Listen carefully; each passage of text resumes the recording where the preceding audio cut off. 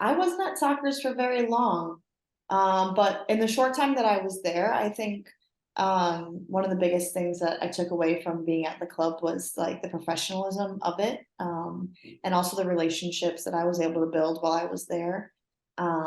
Obviously, I came in as an older player, I think, and a lot of the girls had known each other from a very young age, but it was really cool to kind of be embraced by the group and to be able to grow and play in a different environment. And I think for me, coming from having been at the same club for many, many years and then having to go into a new environment was a challenge in and of itself to learn a new style of play, to have a different coach, to have different teammates, and all of that. And I think that's something that you come across a lot in the professional world and even in college as well, because every year you have a brand new team, every year it's a brand new coach, or not always, but often it's a new coach, a new style of play, a new system. So kind of having the challenge of going into a new environment, I think helped prepare me for the future where I would have to change teams often. And yeah. Yeah, I think it just gradually gets like more and more professional as you progress and go along. And I think coming from college into, or coming from club into college, you kind of think, oh, I'm the best player on my team right now, and or one of the best players on my team, and I'm prepared for this next environment. I'm prepared for the college level, and then you get to the college level, and you're like back to square one because then you're the youngest player on the team, and everybody on that team was the best players on their club team.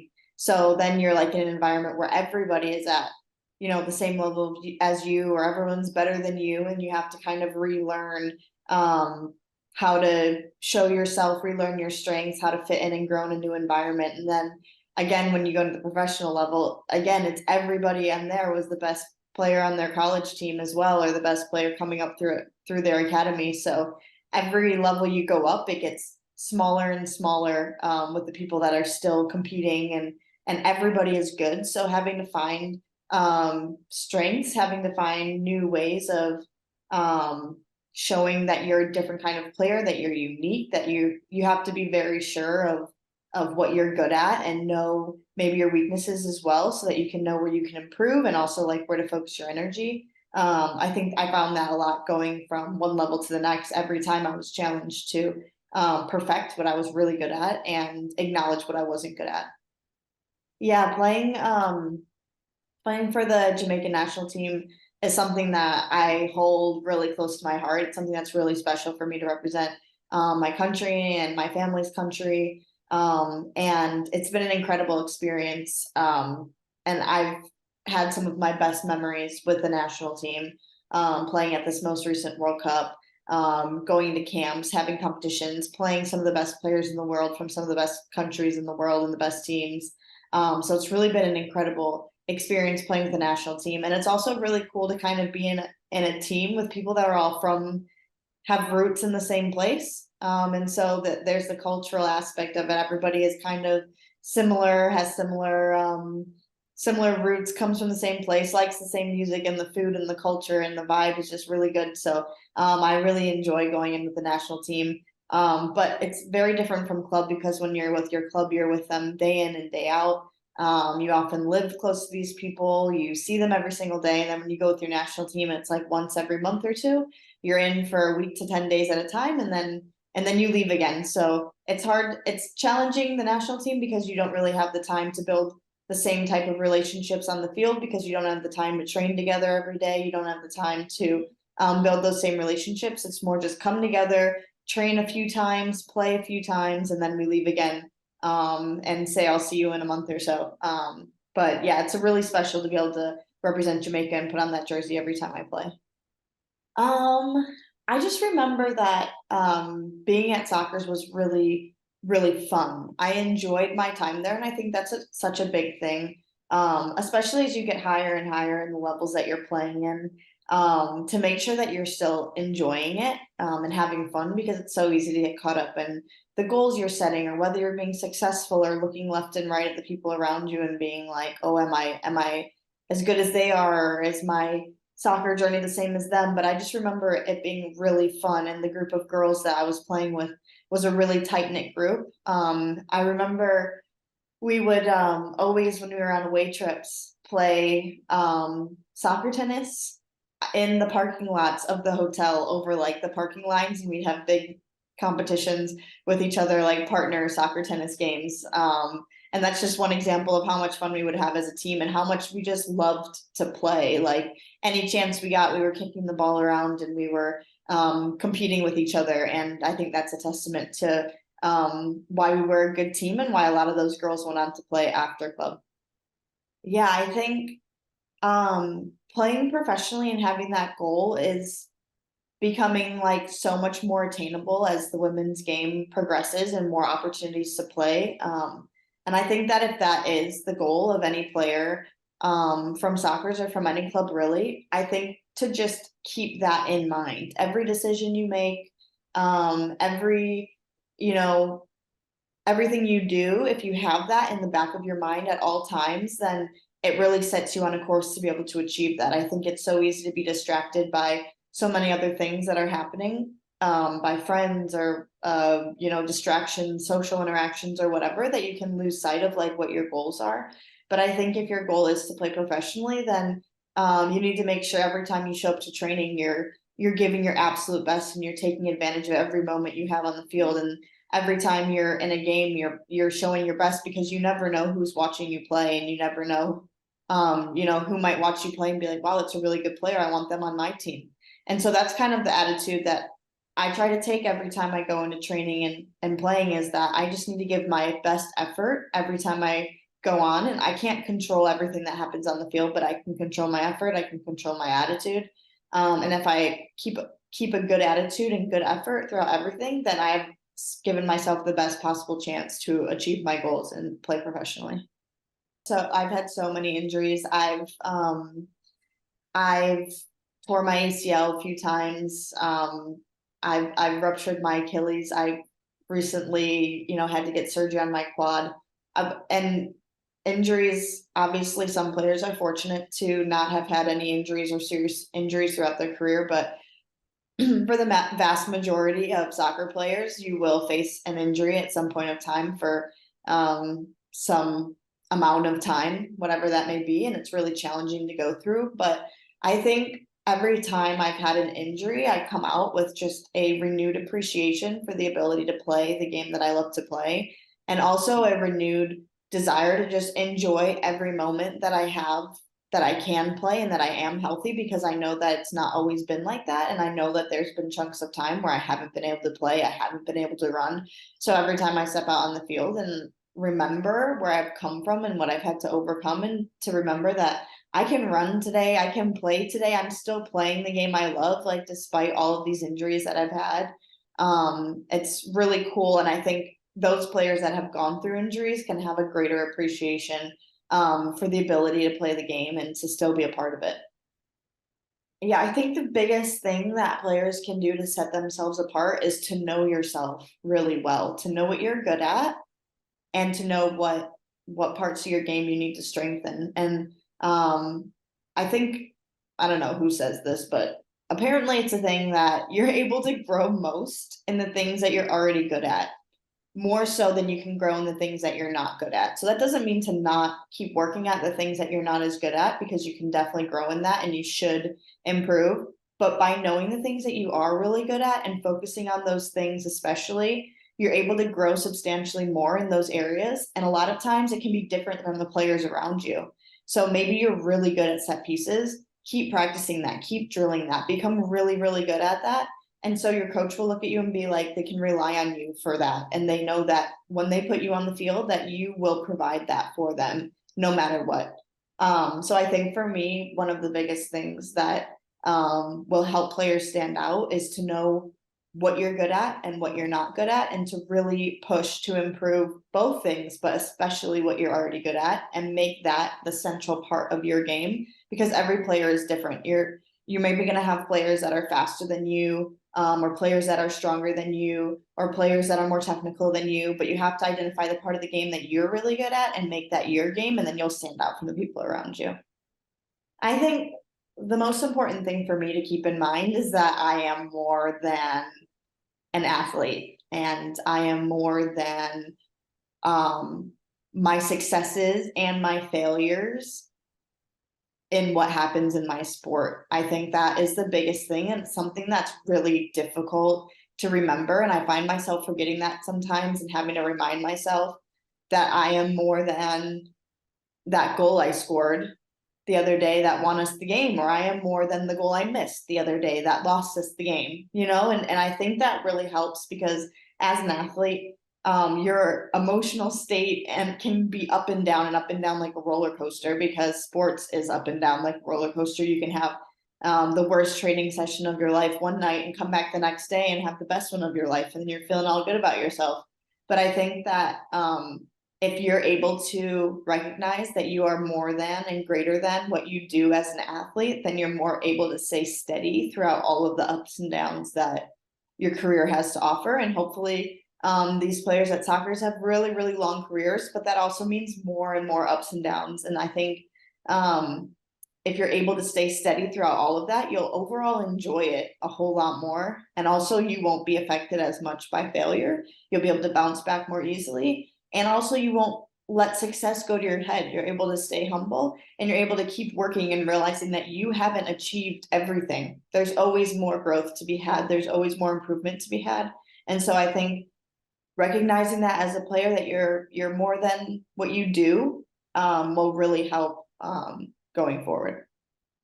Advice to my younger self, probably to take some of the pressure off because when I was younger, still to this day I have to remind myself, but especially when I was younger, I would put so much pressure on myself to perform well and to do well that I sometimes lost the enjoyment of it all. And I know I'm at a point in my career where I'm closer to the end of my career than the beginning of it. So I think as I'm in this time of my career, I just want to go out and enjoy every time that I play. So if I could somehow impart that to my younger self, um, so that my younger self could enjoy every single time that I set foot on the field and not be so nervous or not be so afraid of failure or not be so afraid of messing up, but just to enjoy the opportunity to play because in reality, our careers are quite short. And so if you can step out and enjoy every time you do it, it's just going to make for such a better experience. And on top of that, I would also tell my younger self to not compare my journey to the journey of the people around me because everybody's journey looks different. And I think when you're younger, especially, you think it'll just be a linear track to wherever you want to end up and whatever your goals are. But no one's track is linear. And more often than not, it's up and down and backwards and forwards and all types of things. And if you get caught up in comparing yourself to somebody else's journey, it can really steal the joy away from your own journey. And it can really distract you from what you want to achieve because you're so worried about, well, they got this opportunity with the national team or they made this team and I didn't make that team.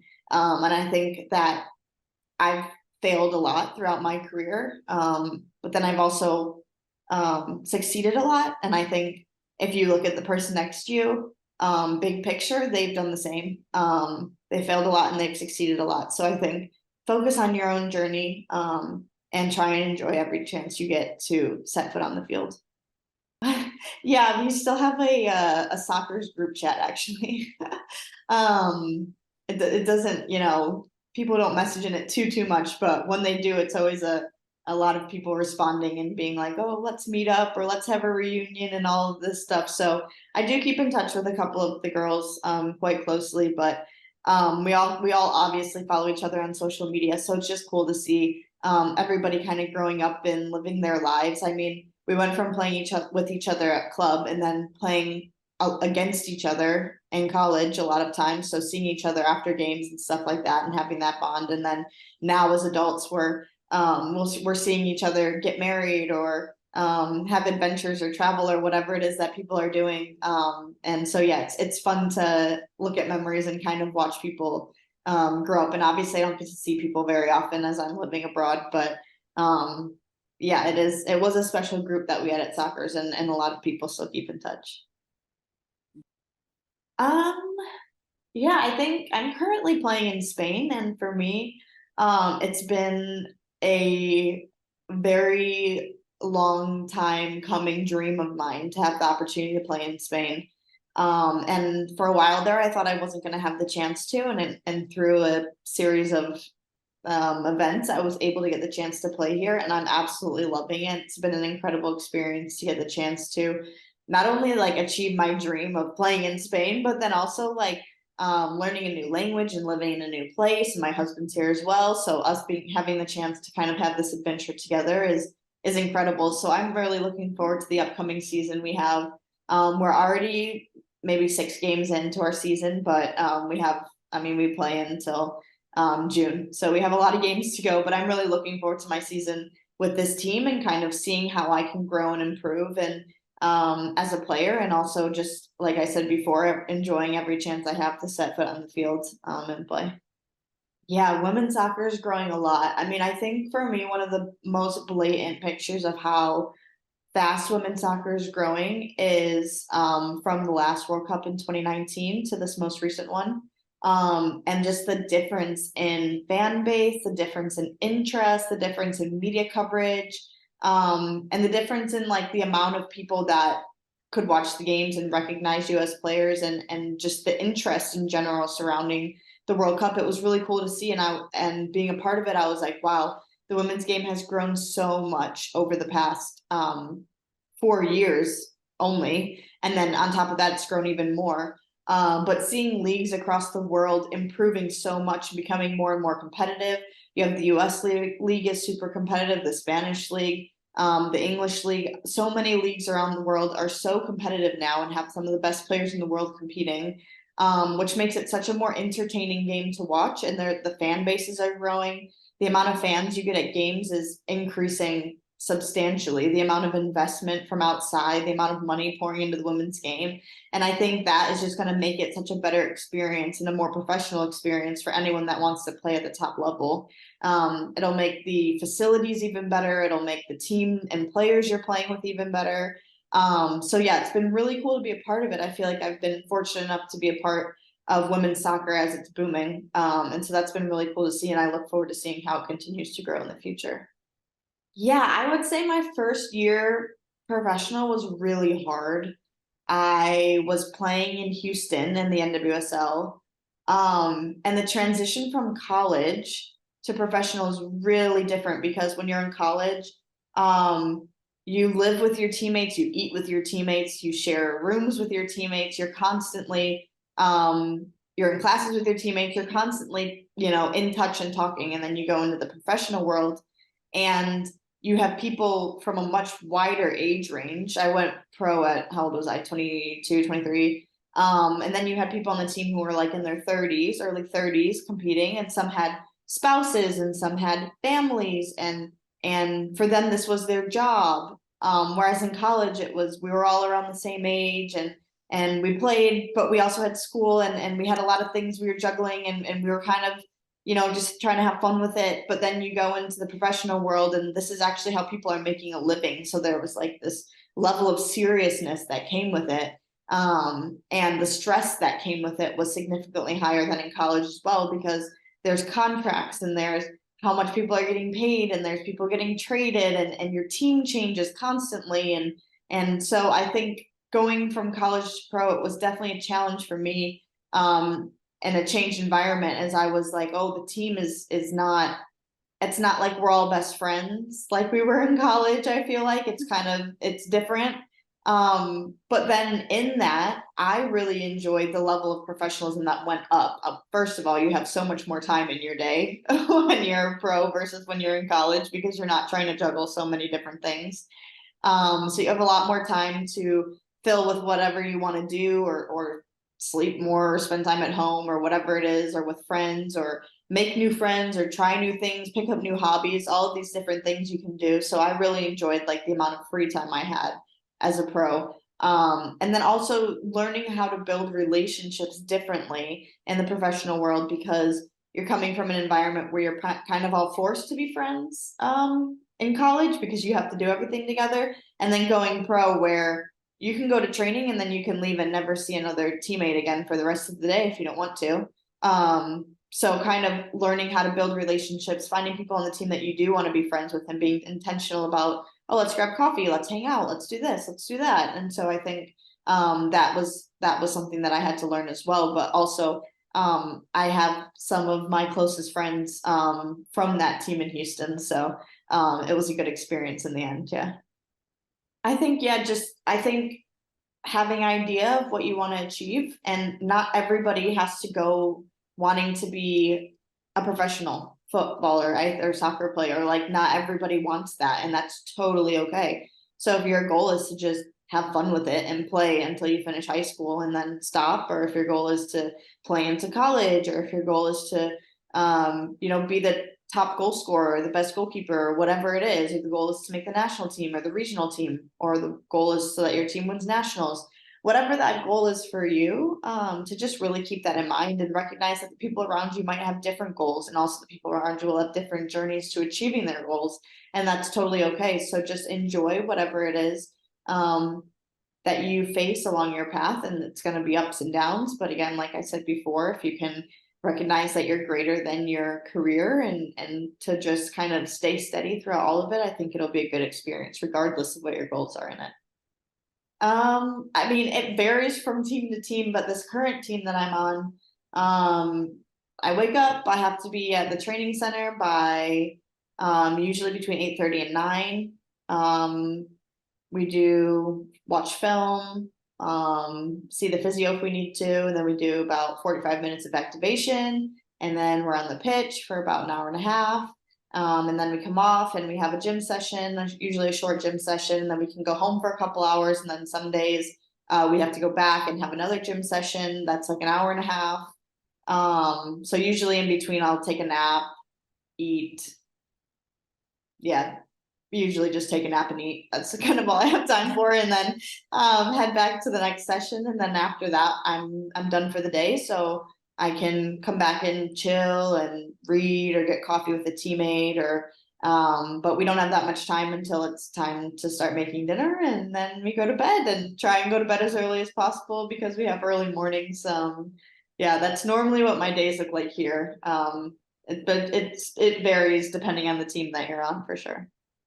It depends when on the day we play, and it depends whether we have a home game or an away game. But for this club that I'm at now, we play usually play on a Saturday, anywhere from 12 in the afternoon to 8:30 at night, so it can be pretty late games.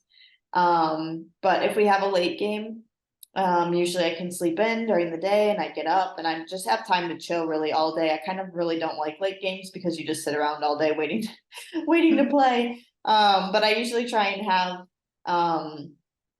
a few meals beforehand, and then just relax and not do anything too physically strenuous so I can save energy for the game. So I usually just stick around the house or grab coffee or run to the grocery store. But then probably take a nap in the afternoon, make sure I'm get all the nutrients I need throughout my day from breakfast, lunch, and dinner, and then show up to the stadium about 2 hours before the game. We'll walk around the stadium for about the first hour, and just chill in the locker room and chat and stuff. And then the last hour leading up to the game is preparation. The coach comes in and speaks to us. We do a warm up. The coach comes speaks to us again about the game plan, and then we go out and play. That's it.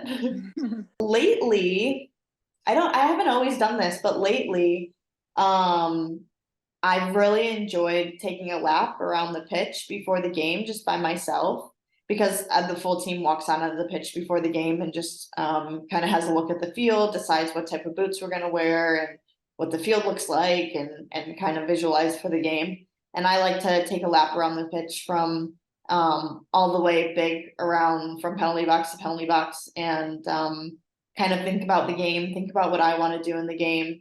And especially when I'm at the near and around the goals, because I am a striker, I like to visualize how I think I might score during that game, or kind of get some ideas into my head of me, finishing goals and me scoring goals, because that's ultimately my job. And I think it kind of puts me in the right mindset to prepare for the game and to be ready to hopefully score goals in the actual game.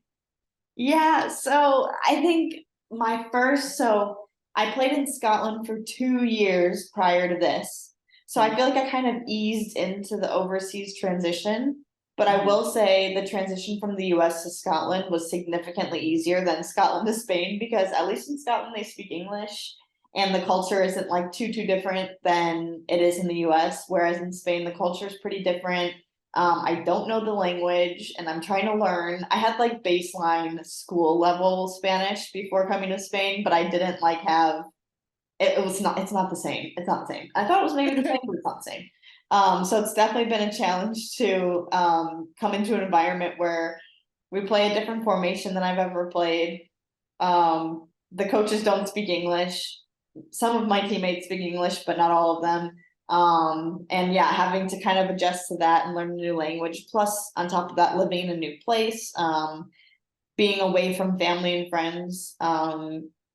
So kind of starting from scratch there and trying to settle into a new environment. So yeah, it's definitely been a challenge. And there's things about the US that I miss a lot, especially like restaurants like Chipotle and stuff like that. That you just like don't have here. It's just different. But um, but yeah, I really do love experiencing new cultures and living in new places. So it's been cool, but definitely a challenge as well.